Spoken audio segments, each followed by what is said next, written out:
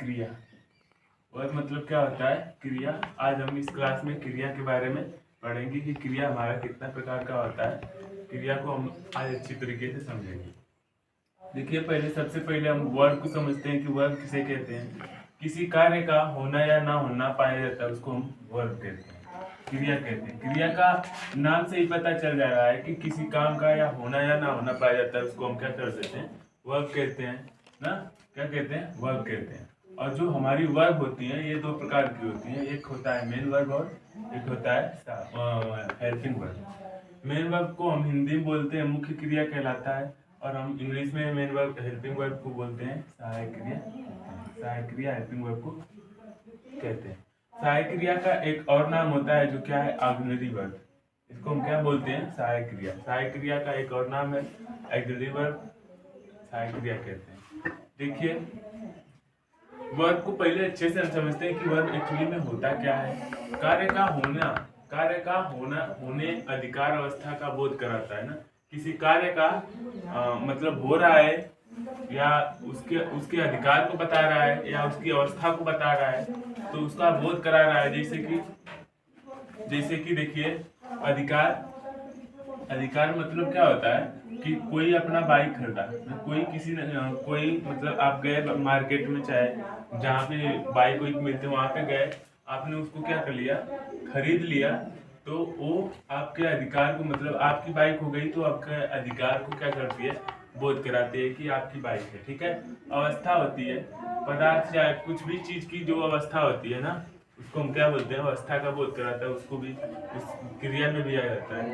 Words that denote, word क्या करता है? जो क्या दर्शाता है? Action, state and position.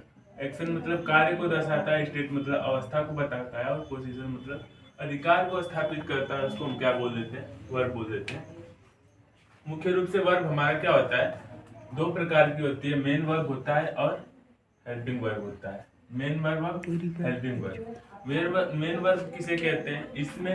इसका तीन नाम है। तीन नाम से इसको हम क्या कर सकते हैं? बुला सकते हैं। Main verb, principal, ordinary and full verb. इसको हम कह सकते हैं कि हमारा प्रिंसिपल वर्ब होगा, ऑर्डिनरी वर्ब होगा और फुल वर्ब भी इसे कहा जाता है। वही हेल्पिंग वर्ब को हम क्या बोल देते हैं? ऑक्सिलरी वर्ब का दूसरा नाम होता है। हेल्पिंग वर्ब सहायक क्रिया और दूसरा नाम क्या है? Auxiliary verb. इसकी संख्या मतलब हेल्पिंग वर्ब की संख्या क्या होती है? 24 होती है। इसकी संख्या 24 होती है। इसको 24 को हम क्या करते हैं? बारी बारी से बताएंगे कि 24 कौन कौन सी 24 संख्या है, मतलब इसकी 24 संख्या होती है। अब देखते हैं मुख्य क्रिया में इसे प्रिंसिपल, ऑर्डिनरी और फुल वर्ब के नाम से भी जाने जाते हैं। जैसे ये वर्ब को हमको पहचानने का तरीका ये होता है कि ऐसे वर्ब का अर्थ जिसमें अपने आप के कंप्लीट होने का बोध कराता है। ऐसा वर्ब जो अपने आप को क्या करता है? कंप्लीट होने का बोध कराता है, उसको हम क्या बोल देते हैं? मेन वर्ब कहते हैं। When in the sentence verb is single verb is called main verb.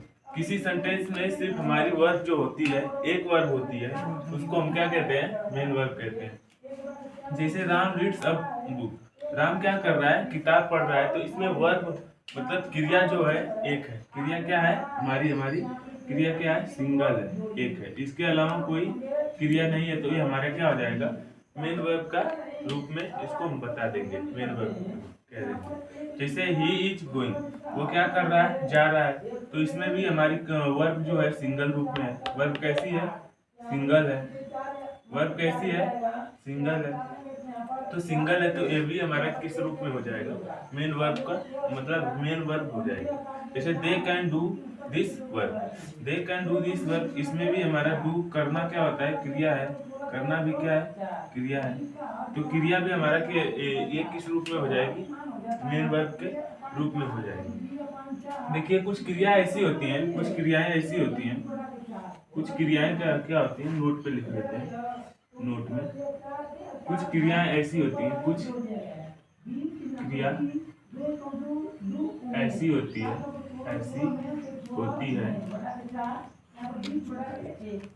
जो मेन वर्ब तथा हेल्पिंग वर्ब दोनों के रूप में की जाती है। दोनों के रूप में की जाती दोनों के रूप में की जाती है।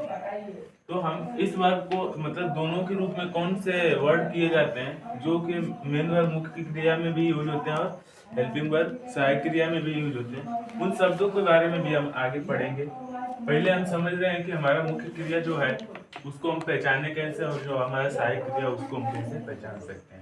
तो मुख्य क्रिया में आपको बता दिए कि जो हमारी मुख्य क्रिया होती है किस रूप में होती है, सिंगल फॉर्म में होती है, सिंगल रूप में होती है, तो हम उसको क्या बोल देते हैं, मुख्य क्रिया बोल देते हैं। ऐसे वर्ब का अर्थ अपने आप में कंप्लीट होता है।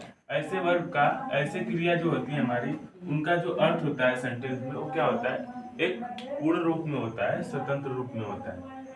ठीक है, तो आपके आगे सामने एग्जाम्पल भी है, जैसे Ram reads a book. Ram क्या करता है, किताब पढ़ता है। तो इसमें हमारा रीड्स जो है ये मेन वर्ब के रूप में है, मेन वर्ब के फॉर्म है।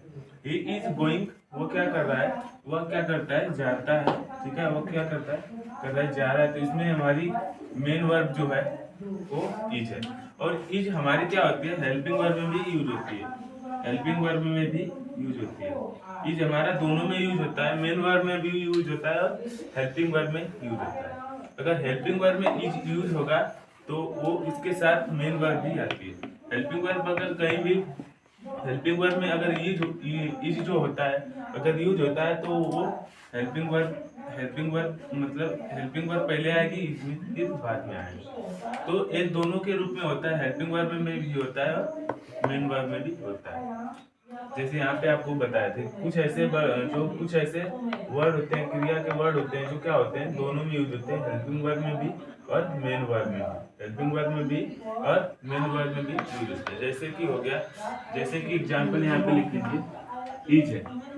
इज क्या है, हमारा हेल्पिंग वर्ब में भी यूज होता है और मेन वर्ब में भी यूज होता है। They can do this work, वो अपना काम क्या कर सकते हैं, वो अपना काम कर सकते हैं। तो इसमें हमारा जो डू है ये भी हमारा कैसा, मेन वर्ब है। ठीक है,